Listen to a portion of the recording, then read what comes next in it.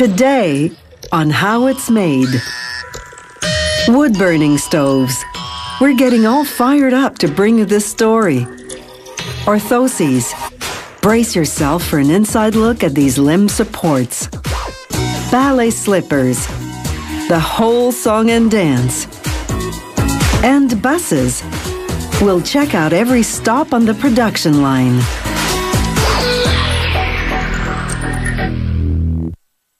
Wood-burning stoves do more than create a cozy ambiance.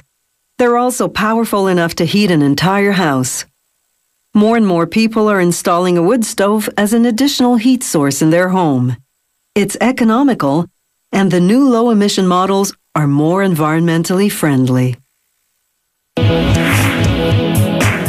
Every wood stove has a fire baffle, a stainless steel barrier above the burning wood that shields the top from the intense heat.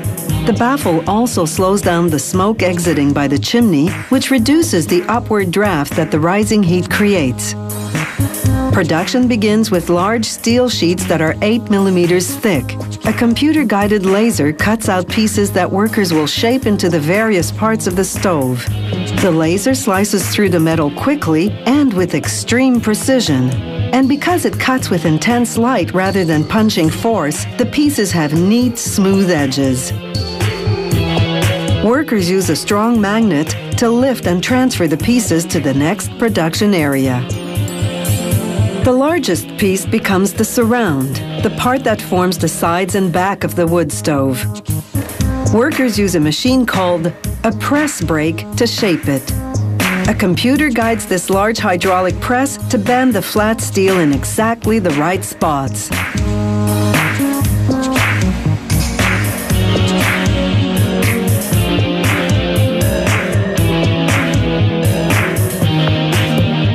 Now they position the surround in an assembly jig to keep it steady during welding.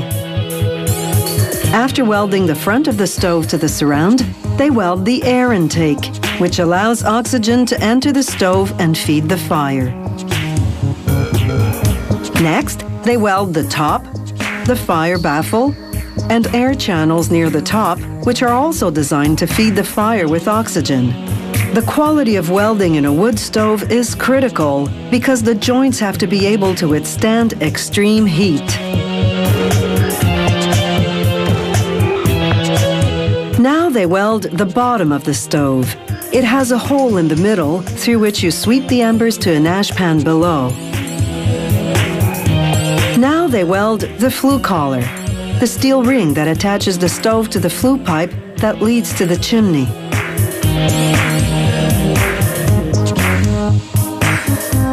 Workers now bolt the stove to a pedestal. The pedestal is also made of welded steel. Meanwhile, the door takes shape.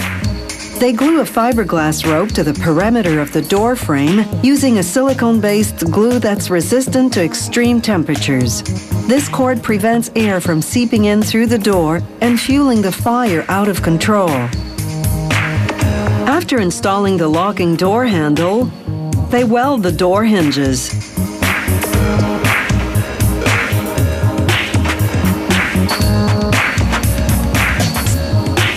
The stove's interior, where the wood burns, is known as the combustion chamber.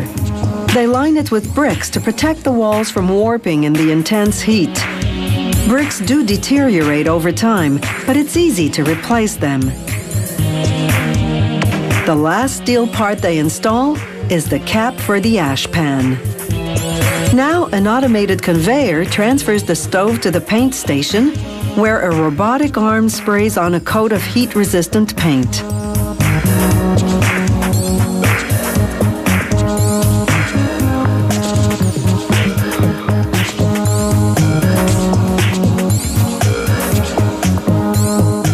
Once the paint air dries, a worker removes the door to install its glass panel. This isn't your run-of-the-mill window glass. It contains ceramic, which enables it to withstand temperatures up to 1090 degrees Celsius. With the glass panel in place, workers can apply decorative features and information stickers.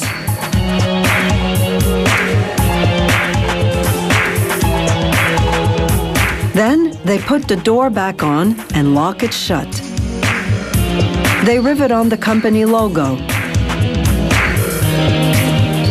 Then install a fan in the back. The fan blows out the heat that the stove generates. When the wood-burning stove leaves the factory, its coat of paint is dry but not yet cured.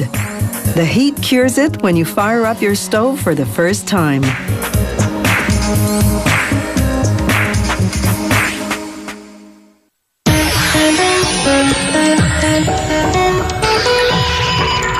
Orthoses are devices such as arch supports and braces that address a joint or muscle problem in the back or extremities. An orthosis can provide artificial support, prevent or correct a deformity, or improve how a weak or painful area functions. You can buy an orthosis off the shelf or have one custom made. Producing a custom-made orthosis starts with a thorough examination. A certified professional, called an orthotist, analyzes the problem area. In the case of this patient, the feet. After a few manual manipulations to test the range of motion and pinpoint weakness or pain, the orthotist uses various instruments to measure the angles of the different parts of the feet. Then, it's on to specialized devices that analyze foot position and movement during standing and walking, and how body weight is distributed onto the feet. In this scan, the red areas show that more weight is landing on the left foot than on the right. Next, a 3D impression in foam. It goes to the production department, where technicians fill it with plaster. Once it dries, they extract an exact model of both feet. Now they can construct the orthosis piece by piece. Most of the components are made of different types of polyurethane, a lightweight thermoplastic. Each type is designed to produce a specific effect at a different phase of the patient's footstep. For example, the blue base is made of rigid polyurethane that holds the foot in the correct position. At the front, dense black polyurethane helps propulsion and reduces stress on that side of the foot. They cover the assembled orthosis with a sheet of glue and put it into a vacuum press. The press applies heat to activate the adhesive. It sucks out the air between the components and compresses them tightly together. When the orthosis comes out, they place it on the model of the corresponding foot. Then it goes into a different vacuum press to mold it to the shape. They add made-to-measure corrective parts in latex foam. Then, using hypoallergenic glue, line the orthosis with a soft polyurethane. All that's left to do now is buff the orthosis. This smooths all the surfaces. To ensure the orthosis delivers the goods, the patient redoes the key test while wearing it. Remember that scan showing red areas? They're gone now because the patient's feet now bear her body weight equally. This patient has arrived with a doctor's prescription for a knee brace. The orthotist analyzes his mobility, flexion, and balance, then sends the technical specifications to the production department. There, technicians make a model of the leg. They begin by positioning the leg at a 12-degree angle and wrapping it in plaster bandages. While waiting for the fast-set plaster to harden, the patient chooses a decorative pattern for the outside of the brace. The hardened cast serves as a mold. Technicians pour in plaster, let it harden, then remove the cast.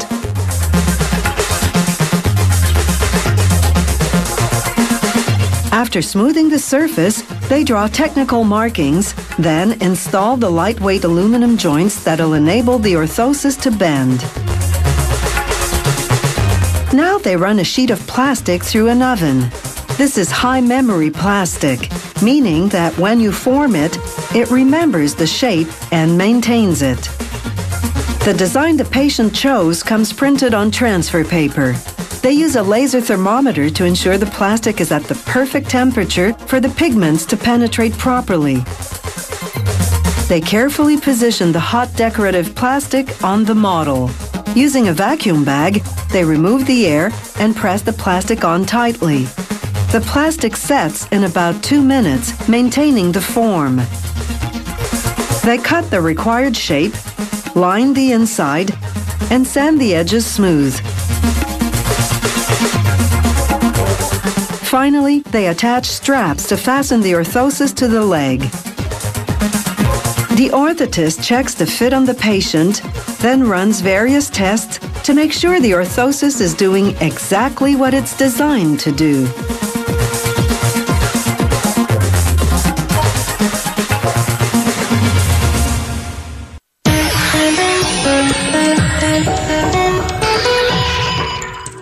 Ever wonder how ballerinas manage to dance on the tips of their toes? It takes years of training, remarkable skill, and special ballet slippers. These toe shoes are handmade in what's truly a manufacturing pas de deux, a graceful pairing of traditional methods and modern materials. They sew the toe shoe's exterior from 3 pieces of satin. They cut those pieces using a press equipped with a metal die. It slices through enough fabric at a time to make 4 pairs of shoes. They also cut a pure cotton lining for each piece to protect the dancer's feet from irritation. This V-shaped piece is called the vamp. It'll become the front half of the shoe. The seamstress extends the V by attaching the 2 other satin pieces called the quarter panels. They'll form the back half of the shoe. She sews the ends of the V together, making a heel seam, which she reinforces with a rayon ribbon. Then she feeds the same type of ribbon through a special machine that folds it in half over a drawstring. She stitches it to the top perimeter of the shoe.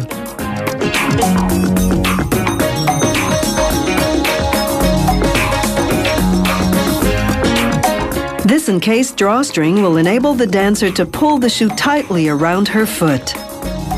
Now they put the satin upper onto a wooden form to check the sizing. It's absolutely critical that the height of the vamp be correct to within 3 millimeters. If it's even slightly off, the top of the shoe will cut into the dancer's foot. The shoemaker nails the cotton lining to an insole on the bottom of the form. The insole is made of rigid cardboard for support, imbued with plastic for flexibility. After trimming off the excess, he glues the lining onto the insole, making neat little pleats.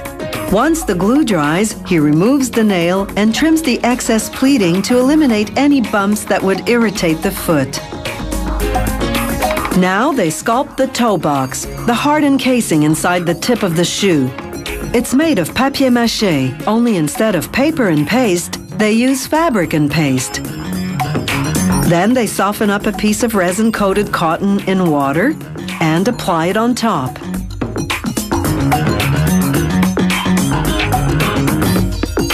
Next, they saturate 2 pieces of burlap with paste and apply them one after the other over the cotton. The paste is made of flour, water, starches, and a rubber and plastic-based resin that hardens to a semi-flexible state. That's key because the toe box has to be stiff enough to bear the dancer's full weight, yet flexible enough so that the ballerina can move fluidly.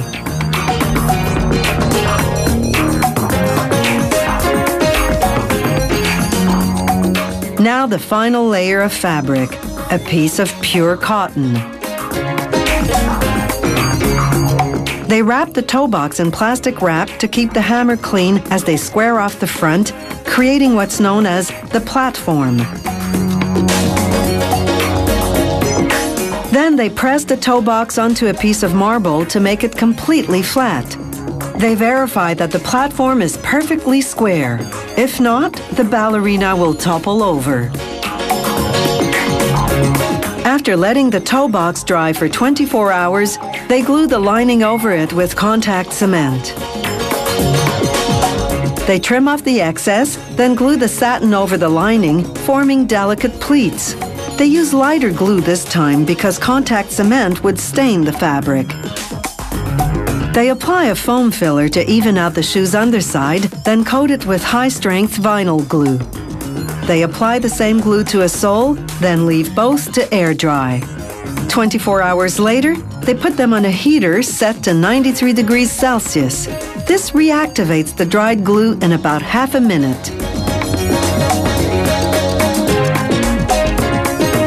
They apply the sole, then put the shoe in a press for 15 seconds to solidify the bond.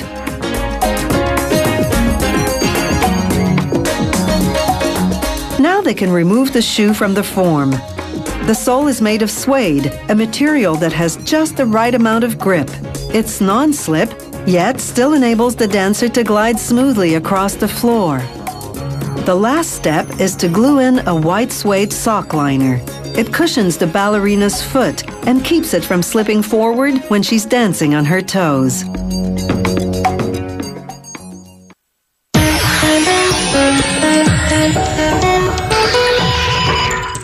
A city's fleet of public transit vehicles might include standard buses, low-floor buses, or both. Low-floor buses have a special kneeling feature. When they pull up to the bus stop, they can mechanically lower themselves to curb height to make boarding easier for children, senior citizens, and handicapped people. This low-floor bus is 12.2 meters long and can carry more than 80 passengers. To build the bus's internal structure, workers put stainless steel bars into a press. It applies between 80 and 100 tons of pressure, bending them to the required shape. Workers assemble the structural pieces on a support frame called an assembly jig. They use an electronic inspection arm to verify their work. Once they've assembled the roof structure and the side structures, they bring them together for welding.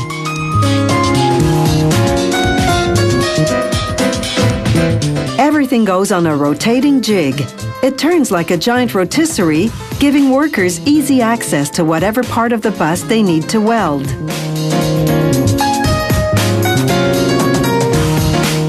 When the welding is finished, they turn the bus right side up. They put the structure on a dolly and release it from the jig so that they can move it down the production line. Meanwhile, the stainless steel structure for the floor of the bus takes shape. Once that's complete, it's back onto the rotating assembly jig to weld it to the rest of the structure. This bus factory uses stainless steel because it stands up well to corrosion. Transit systems need to keep these buses running full-time for up to 20 years. Less rusting means fewer expensive and time-consuming repairs. Workers now move the completed structure to another part of the factory where they spray the underframe and lower section with a black anti-abrasion coating. This protects against the noise and damage that stones and other road debris cause when they hit the bottom of the bus. Next, workers apply high-strength glue to the floor structure and lay down a subfloor. Then they drive in screws for reinforcement. Now they turn the bus upside down to install 4 tanks of compressed air under the roof. 3 are for the brake systems, the 4th for the doors and other mechanisms. Melamine ceiling panels hide everything that's under the roof. Next, the engine's radiator goes in at the rear of the bus. Then workers turn the bus right side up again and lay down a waterproof vinyl floor covering that's specially designed to withstand heavy-duty transit use. They cover the sides and roof with fiberglass panels. To prevent corrosion, workers use glue rather than screws or rivets. Then they attach the fiberglass front of the bus to the rest. The bus's low-emission diesel engine arrives at the factory already assembled. Workers attach it to the transmission and drive shaft in the engine compartment. Buses without air conditioning have sliding windows that open widely. On air-conditioned buses, just a small top section opens. The upholstery on the molded fiberglass seats is a velour-like fabric woven onto a strong canvas, then glued onto a fiberglass insert. This construction makes it impossible for vandals to slash the seat with a knife. Workers install the driver's seat, the steering wheel, and all the controls, including the toggle switch that activates the kneeling feature. This bus also has a ramp for wheelchairs. A safety system locks the accelerator pedal and applies the brakes to prevent the bus from moving when the ramp or kneeling features are in operation. The finished bus undergoes a half-hour water infiltration test with all the systems running. This ensures there are no leaks.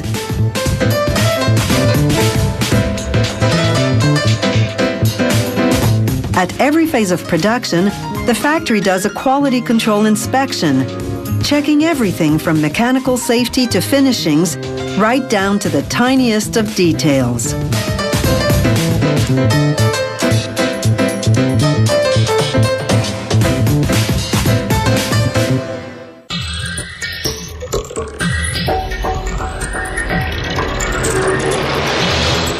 If you have any comments about the show, or if you'd like to suggest topics for future shows, drop us a line at www.howitismade.net.